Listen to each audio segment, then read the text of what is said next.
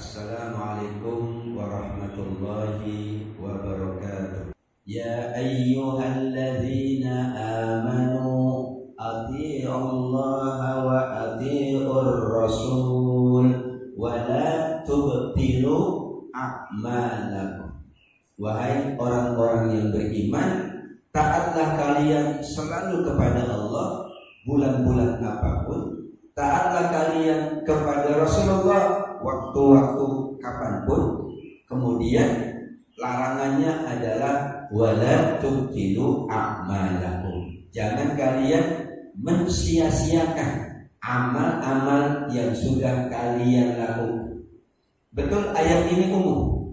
Jadi dalam kaidah ilmu tafsir, ayat itu ada yang khusus karena peristiwa tertentu, karena turunnya kepada orang-orang tertentu di waktu-waktu tertentu, tapi sifat ayat tetap umum.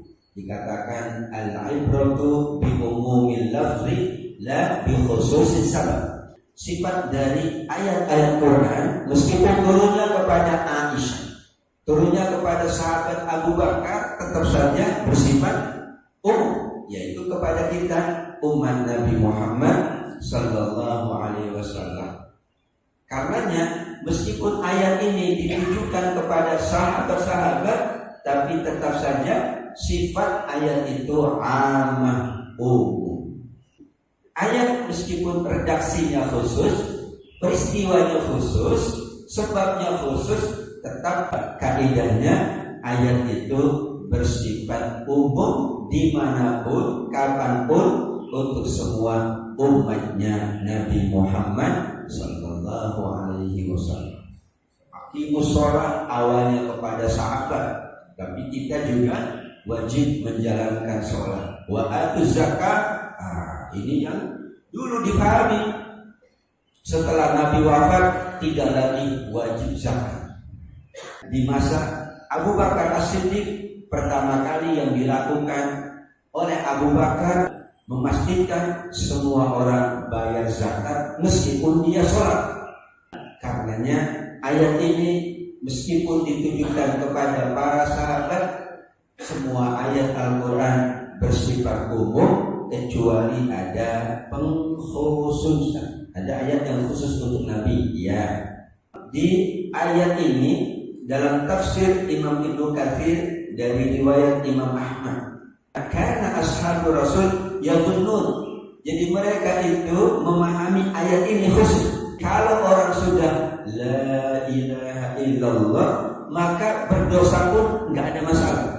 La yadurru ma'ala ilaha illallah dzambun. Jadi kalau sudah muslim, nggak apa-apa berbuat dosa, nggak apa-apa berbuat dosa. Ini pandangan para sahabat memahami ayat ini. Bisa dibayangkan di masa sahabat Rasulullah sallallahu alaihi wasallam. Ada juga yang mengatakan enggak manfaat itu amal kalau orang itu telah berbuat syirik.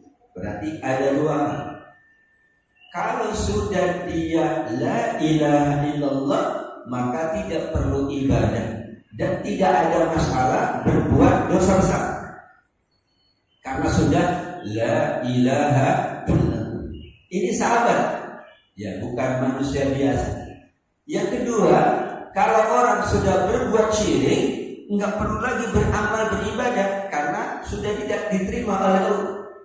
Maka ayat ini mengingatkan para sahabat bahwa sesungguhnya kalau sudah la ilaha illallah, maka ibadah dan amal soleh di jalan kapanpun.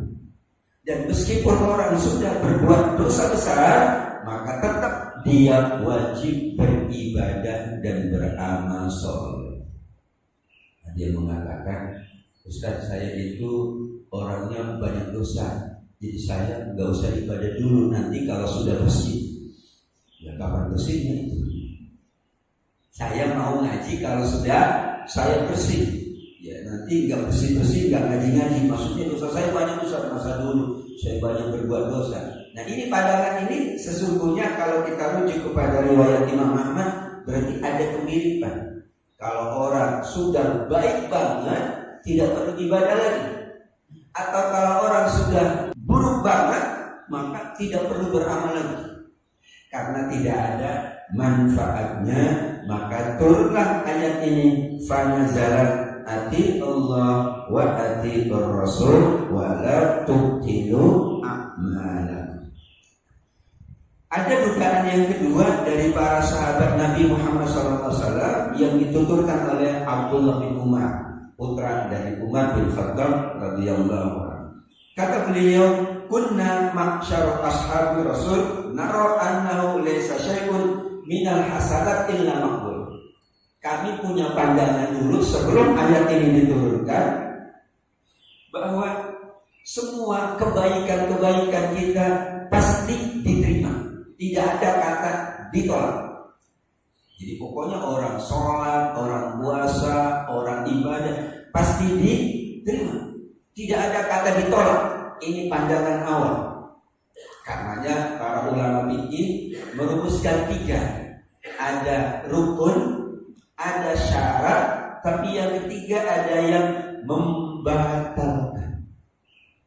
Sholat ada syaratnya, ada rukunnya, dan ada yang membatalkan sholat. Tadinya ya udah, mau sholat bagaimanapun pasti diterima, gitu ya. Puasa nggak ada dulu diberlakukan yang membatalkan. Bisa dibayangkan. Jadi ketika memenuhi rukun dan syarat pasti diterima. Belum ada bab tentang yang membatalkan. Wah, jadinya dulu sholat itu yang di masa awal boleh sholat sambil berbicara, supaya sempurna amal ibadah seseorang setelah memenuhi rukunnya. Syarat itu sebelum amal, rukun ketika beramal. Nah, setelah itu ada yang membatalkan ibadah. Dia sudah memenuhi rukun, bagus. Misalnya orang berhaji, rukunnya itu adalah wukuf di Arafah. Nah, insya Allah dengan memenuhi rukun diterima. Tapi syaratnya harus dipenuhi pula. Kemudian jangan melakukan hal-hal yang membatalkan haji seseorang. Nah, kadang-kadang bab yang ketiga ini yang suka dilupakan. Yang penting kan saya puasa. Padahal ketika puasa ada yang dilakukan dari yang membatalkan. Atau yang kedua, para ulama menambah, karena pandangan yang ketiga, kalau orang itu beramal maka pahalanya sempurna. Bapak Ibu, ternyata pahala amal itu variatif. Ada hadis dari Abu Dawud rahimahullah bahwa ada orang yang menunaikan sebuah ibadah, lantas pahalanya itu setengahnya, 1/4-nya, 1/6-nya, 1/8-nya. Seolah-olah bahwa kalau sudah tadi memenuhi rukun dan syarat, maka pahalanya sempurna. Karenanya ada yang membatalkan sebuah ibadah, namun ada pula yang mengurangi pahala ibadah. Disitulah ayat ini mengingatkan, kata para ulama, wala tubtilu a'malakum. Setelah kita beribadah Ramadan, setelah kita beramal soleh di bulan Ramadan, maka kita pertahankan dengan sebaik-baiknya, yaitu kita beribadah bukan karena Ramadan, kita beribadah karena Allah Subhanahu. Qul inna sholati wa nusuki wa mahyaya wa mamati lillahi rabbil alamin. Al-An'am 162. Sesungguhnya sholatku tidak disebutkan waktunya, sesungguhnya ibadahku tidak disebutkan waktunya, sesungguhnya hidupku tidak disebutkan batasnya berapa lama, wa mamati, dan matiku juga hanya untuk Allah Rabb semesta. Disitulah kenapa ayat ini diturunkan kepada para sahabat. Tapi maksudnya sekali lagi ayat itu umum, meskipun kepada sahabat, tentu kita umat Nabi, pengikut para sahabat, pengikut para tabi'in juga ingin menjalankan ayat-ayat Allah Itulah ayat yang kedua, atiullah wa atiur rasul wala tubtilu. Maka ada kaidah setelah ayat ini turun, dugaan tiga para sahabat tadi, tiga dugaan para sahabat, kemudian mereka malah membuat kaidah. Ibnu Abbas menyusun kaidah tentang ayat ini, ya, al-ma'asi ba'da ta'at tudkhilul a'mal. Kalau begitu, dosa-dosa, khususnya dosa besar al-kabair, ya, itu akan menghapus amal-amal yang sudah dijalankan. Ramadan mah baik, setelah Ramadan kembali, itu khawatir Ramadannya hilang, lepas. Ramadan mah, oh masya Allah, sholat terus, setelah Ramadan tidak sholat. Maka surat Al-Hijr ayat 99, wa'bud rabbaka hatta ya'tiyakal yaqin. Kapan batas kita beribadah? Kata Allah Subhanahu wa ta'ala, beribadahlah kamu, yang itu batasnya sampai datangnya keyakinan.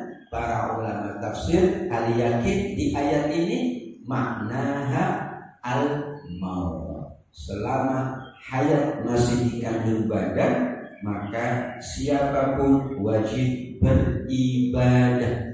Bapak Ibu, tadi Al-Hijr ayat 99, wa'bud rabbaka hatta ya'tiyakal yaqin. Beribadahlah kepada Allah, waktunya, expirednya sampai kita menghadap Allah. Nah sekarang kalau bicara kematian ternyata enggak pakai waktu. Maksudnya enggak ada orang yang meninggal Ramadan semua, atau meninggalnya hari Jumat semua. Maka Allah ketika menetapkan hatta ya'tiyakal yaqin, itu berarti insya Allah seseorang itu beribadahnya memang ada waktu-waktunya, tapi yang Allah tetapkan. Dan kematian akan mendatangi seseorang tidak hanya di bulan Ramadan. Nah sayang banget kalau Syawal tidak ibadah, pas tidak ibadah, pas datang malaikat pencabut nyawa. Nah kan gitu. Tidak semuanya meninggal di hari Jumat. Memang hari Jumat ada indikasi isyarat bahwa meninggalnya insya Allah husnul khatimah. Tapi kan tidak semua kita mendapatkan waktu mulia, waktu yang utama untuk menghadap Allah. Dan Allah lah yang menetapkan fulan hari Jumat. Nabi Muhammad sendiri hari Senin, nggak ada masalah. Nabi Muhammad wafatnya hari Senin, nggak ada masalah. Karena ibadahnya tidak hari Senin doang, kecuali dia ibadahnya hari Senin, meninggalnya Selasa, itu repot. Atau ibadahnya bulan Syawal, ternyata meninggalnya Dzulqa'dah, itu yang repot. Tapi meninggalnya di hari apapun, di bulan apapun, kalau ibadahnya di hari apapun dan di bulan apapun, insya Allah aman. Yang masalah ibadahnya di hari lain, meninggalnya di hari yang, atau ibadahnya hanya di bulan tertentu, meninggalnya kok di bulan yang lain. Inilah ayat ketiga mengingatkan bagaimana setelah Ramadan kita insya Allah wa'bud rabbaka hatta ya'tiyakal yaqin. Kata Umar bin Abdul Aziz rahimahullah bahwa al-yaqin alladhi yusawi asyak adalah al-maut. Jadi kata beliau, keyakinan yang mirip dengan keraguan-raguan itu hanya kematian. Orang lebih yakin ya dengan kematian, tapi keyakinannya mirip dengan keraguan-raguan. Orang itu yakin bahwa ia akan meninggal, tapi tidak mempersiapkan diri. Ini kematian memang tidak ada yang tahu, tapi sebaiknya justru karena tidak tahu, maka lebih baik kita mempersiapkan. Yang kita tahu kita persiapkan, apalagi yang tidak tahu maka mempersiapkan untuk menghadapi kematian yang nilainya husnul khatimah adalah persiapan yang disebut dengan keyakinan. Memang kita kalau yakin kan siap-siap, kalau kurang yakin tidak siap-siap. Nah, yang terakhir Bapak Ibu yang dimuliakan Allah Subhanahu wa taala, dalam menjalankan ibadah setelah Ramadan memang yang akan terjadi tidak sama dengan ibadah Ramadan. Ini sesuatu yang bersifat alamiah wajariyah. Alamiah dan wajariyah. Karena manusia kewajibannya tidak hanya hablum minallah tapi juga hablum minan nas. Surat Ali Imran ayat 112, bahwa kita ingin dimuliakan oleh Allah illa bihablim minallah wa hablim minan nas. Yakinlah Ramadan kita tingkatkan hablum minallah. Nah, setelah Ramadan Syawal kita namanya halal bihalal.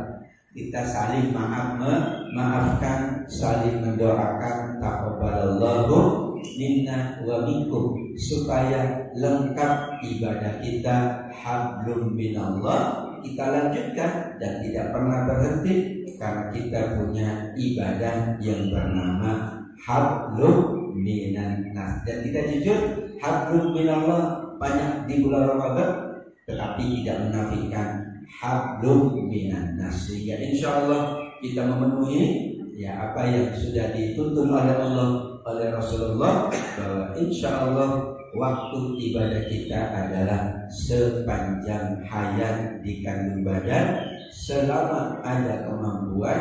Uzur tidak menggugurkan, tapi uzur adalah sebuah rukhsah dari Allah. Karena uzur itu bukan keinginan. Nggak ada orang yang ingin sakit, nggak ada orang yang ingin tidak mampu. Semua kita ingin mampu dan sehat agar bisa beribadah dengan sebaik-baiknya. Dengan demikian insya Allah Bapak Ibu yang dimuliakan Allah, 4 ayat itulah yang memandu kita ma ba'da Ramadan. Dan kalau ma ba'da Ramadan kita bagus, insya Allah kita akan bertemu Ramadan tahun-tahun yang akan datang dalam keadaan lebih baik lagi. Amin ya rabbal alamin. Demikian yang dapat saya sampaikan pada kesempatan yang baik ini. Mohon maaf apabila ada khilaf. Wallahu a'lam bishawab. Aqulu qouli hadza wal 'afwu minkum. Wassalamu alaikum warahmatullahi wabarakatuh. Waalaikumsalam.